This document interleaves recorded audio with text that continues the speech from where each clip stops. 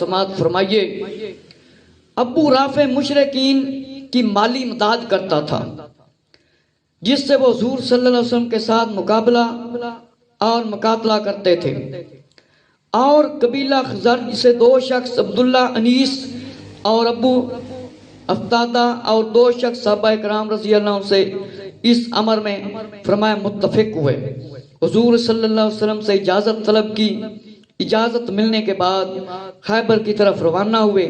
شام کے وقت جب ابو رافع اور اس کے ماننے والے اس کے ساتھ تھے، قلعہ میں داخل ہوئے، وہاں پہنچے تو حضرت عبداللہ بن انیس رضی اللہ عنہ نے اپنے ساتھیوں سے کہا، تم یہاں رہو، میں جاتا ہوں۔ میرے مسلمان بھائیو ذرا توجہ فرماؤ، ابو رافع خبیث لعنتی ناپاک اے گستاخ رسول، اس دے بارے فیصلہ کیتا گیا نو کیویں قتل کیتا جاوے۔ فرمایا عبداللہ بن انیس نے اپنے ساتھیاں نو نال لیا، انہیں اپنے ساتھیاں نو نال لے آیا سی۔ فرمایا دے کو جس ویلے تشریف لائے گئے، داخل ہوئے، اجازت طلب کی، دوستوں نے قبول کر دیا۔ وہ قلعہ سے باہر ٹھہرے، عبداللہ قلعہ کے دروازے کے قریب قضائے حاجت کے بہانے اندر تشریف لے گئے۔ قلعہ کے لوگ اس وقت صحرا کی مہمات میں فارغ ہو کر حسب دستور قلعہ میں داخل ہوئے۔ چوکیدار نے یہ خیال کرتے ہوئے کہ عبداللہ بن انیس بھی قلعہ کے لوگوں میں سے، اور اسے کہا کہ داخل ہونا ہے، جلدی کرو، تم بھی دیر کیوں کرتا ہے، میں دروازہ بند کرنے والا ہوں۔ دروازے تے جڑا چوکیدار کھڑا سی کہنے لگا میں دروازہ بند کرنے لگا۔ حضرت عبداللہ انیس رضی اللہ تعالیٰ نے ایک بہانہ بنایا، فرمایا میں قضائے حاجت دے واسطے تشریف لے کے جانا ہے۔ لوگ علیحدہ علیحدہ سی، فرمایا آپ بھی شامل ہو گئے۔ چوکیدار نے خیال کیتا کہ حضرت عبداللہ انیس رضی اللہ تعالیٰ بھی شامل نے، قلعے والے لوگاں دے اندر اے وچ رہن والیاں دے وچ شامل نے۔ فرمایا جلدی جلدی آپ بھی آ جاؤ، دیر نہ کرو۔ فرمایا میں دروازہ بند کر دینا ہے۔ عبداللہ قلعہ میں داخل ہوئے اور ان سے دروازہ بند کر دیا۔ عبداللہ تاڑ میں تھا رضی اللہ عنہ کہ چوکیدار چابی کہاں رکھتا ہے۔ آپ اندازہ لگا رہے تھے کہ چوکیدار چابی کہاں رکھتا ہے، کس طرح اس کی چابی حاصل کی جائے۔ ہو سکتا ہے کہ مجھے باہر نکلنے میں تھوڑی جلدی کرنی پڑ جائے، کہ جلدی نکلنا پڑ جائے۔ فرمایا دربان نے اپنے مطابق روز مرہ دے مطابق ایک چابی نو فرمایا ٹنگ دیتا اور چابی کو لٹکا دیا۔ جب دربان سو گیا، عبداللہ نے میک سے چابی اتار لی اور دروازہ کھول دیا۔ ممکن ہے بھاگنے کے وقت ضرورت پڑے تاکہ آسانی ہو جائے۔ آپ نے چابی مبارک قبضے دے اندر لے لی۔ فرمایا ہو سکتا ہے جلدی نکلنا پائے جائے گستاخ رسول نو قتل کرنے دے بعد۔ پھر حضرت عبداللہ بن انیس نے حضرت عبداللہ انیس رضی اللہ عنہ نے معلوم کیا ابو رافع کہاں ہے۔ فرمایا جاگ رہا ہے، اور ایک فرمایا قصہ خاں کے پاس بیٹھا ہے، قصے کہانیاں سنانے والے کے پاس۔ ہون بھی ساڈی قوم قصے کہانیاں دی طرح مسلمان ہو کے لگے ہوئے۔ عبداللہ انیس نے قصہ ختم ہونے تک توقف کیا۔ صحابی رضی اللہ نے جب ابو رافع سو گیا، جس وڑے بدبخت لعنتی خبیث پلیت سو گیا، فرمایا آپ تشریف لائے، دروازوں کو کھولا اور اندر سے بند کر دیا، یہاں تک کہ اس کے کمرے میں پہنچ گئے اور ابو رافع لعنتی بدبخت لعین خبیث سویا ہوا تھا۔ اس نے اپنے اہل و عیال کے ساتھ فرمایا یہ سویا ہوا تھا۔ فرمایا طریقی میں سے یہ معلوم نہ ہو سکا کہ ابو رافع کہاں ہے۔ صحابی رضی اللہ عنہ پتہ نہیں چل رہا سی، اپنے اہل و عیال گھر والے نال ستا ہویا سی کہ اے کس جگہ تے خبیث لعین بدبخت سویا ہویا ہے۔ تاریکی میں یہ معلوم نہیں ہو رہا تھا۔ فرمایا پکارا ابو رافع، ابو رافع، بیدار ہو کر کہا کون؟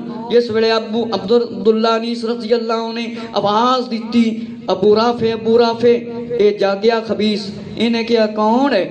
عبداللہ انیس رضی اللہ عنہ نے آواز کی طرف فرمایا تلوار ماری، اور انتہائی دہشت کی وجہ سے جس نے اس پر غلبہ پایا ہوا تھا تلوار کی ضرب کارگر ثابت نہ ہوئی، تلوار اچھی طرح نہ لگی۔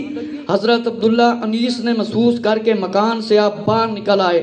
تھوڑی دیر بعد پھر کمرے میں آپ تشریف لے گئے۔ کنی بہادری ہے۔ فرمایا آواز تبدیل کر کے فرمایا ابو رافع، کیسی آواز تھی؟ یہ آواز کس طرح دی سی؟ ابو رافع نے کہا کسی شخص نے اس مکان میں مجھ پر تلوار ماری ہے، کہ کسے بندے نے مینوں تلوار ماری ہے؟ گستاخ رسول نے کیا؟ حضرت عبداللہ انیس رضی اللہ عنہ نے اس مرتبہ تلوار پھر ماری اور اس کا کام فرمایا تمام اجے تکر نہیں ہویا سی، اجے تکر بچیا پھرتا سی، انہوں نے اپنی تلوار کو لے کر اس کے پیٹ میں رکھ دیا اور اس قدر دبایا کہ اس کی پوچھ سے تلوار نکل گئی اور اس کو وصل جہنم کر دیا اور واپس لوٹے۔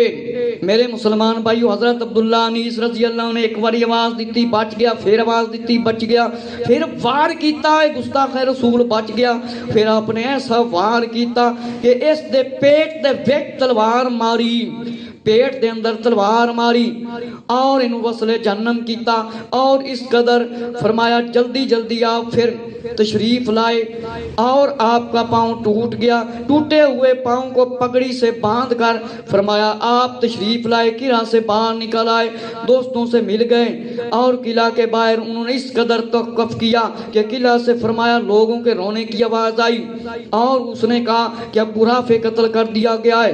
اس وقت عبداللہ فی الفور اٹھے اور چلائے، جب مدینہ کے یہودی اطراف مدینہ میں تھے آس پاس، اس حال سے اطلاع ان کو مل گئی اور ان کے دلوں پر خوف ہو گیا۔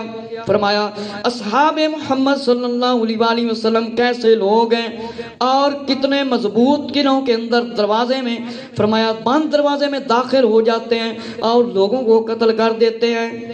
اے بدبختاں نوں پتہ چل گیا کہ نبی پاک علیہ السلام دے صحاب ساتھی اے کتنے بہادر نے کہ بند قلعوں دے اندر آ کے قتل کر دیندے نے۔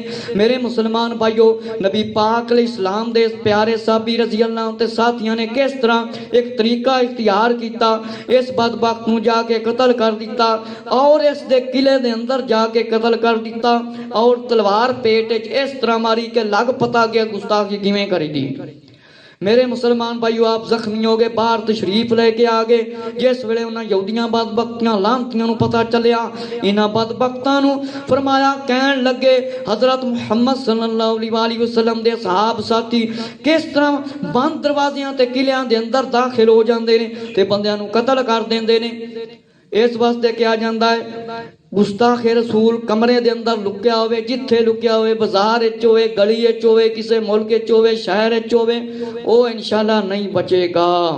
انشاءاللہ کے مزید میں اس طرح دے واقعات پیش کراں گا کہ گستاخ رسولاں نو قتل کرن دا جے نبی پاک علیہ السلام دی شان وچ گستاخیاں کردے سی، نبی پاک دا حکم ہے تے جن دی گستاخی ثابت ہو جاوے جڑا انہوں قتل کرے، نبی پاک نے کوئی سزا مقرر نہیں کیتی۔